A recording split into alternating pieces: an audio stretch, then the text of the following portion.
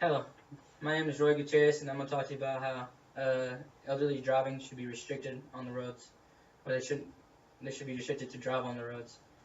First of all, did you know that 18% of all pedestrian fatalities are caused by crashes from elderly people? That's talking 70 and above.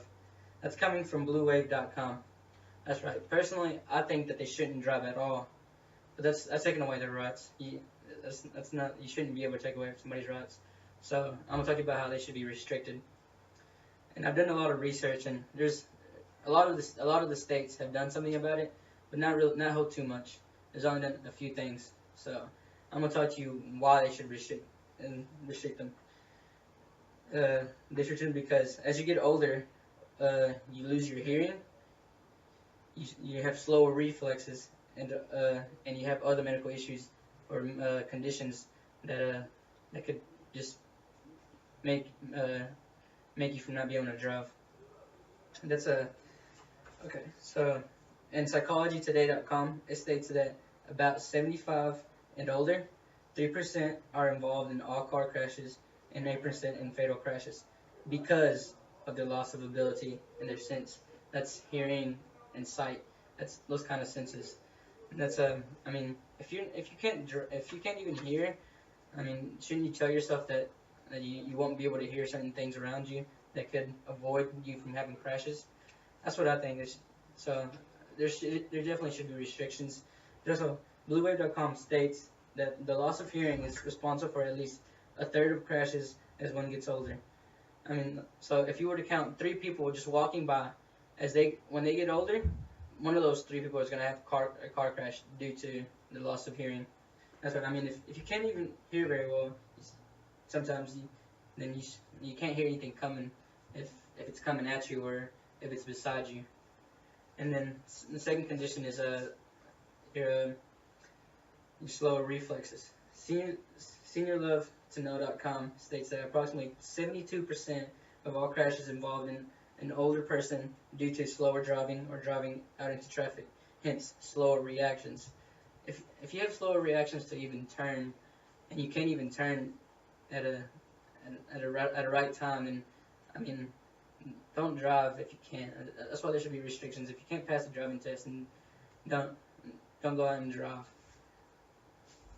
There's also so I'm gonna show you these charts of people. So right here, drivers aged 75% and 75 years and over killed on Victorian roads. Victorian roads means anything, like any road. It's between 1987 and 2011. This is per thousand killed. See that at 11 it was about 1800. I mean 18,000 or yeah 1800. And then there's distracted drivers involved in fatal crashes by age group. Between 50 and 69, there was a more percentage of car crashes than there was in the 30%, 18%.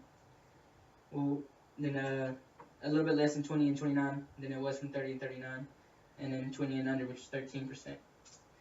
There's percentage total of fatal accidents by age. 23.8% of all crashes of fatal accidents were 75 and above. That's the second highest age group there is in here. Okay, and then there's my third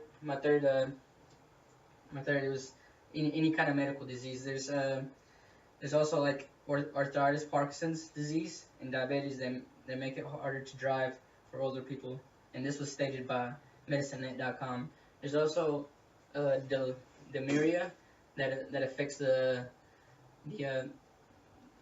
remembering certain things, and it's just like sometimes you don't remember which pedal is which, and that could be really bad. Overall, due to all 3 conditions, the slower reflexes, being able to hear less, and these diseases that can cause you from losing memory of knowing how to drive, are the reasons why we should restrict them driving. And so, I mean, if someone were to tell you that if the all-time pedestrian killed from crashes was at an all-time low, wouldn't you be safer?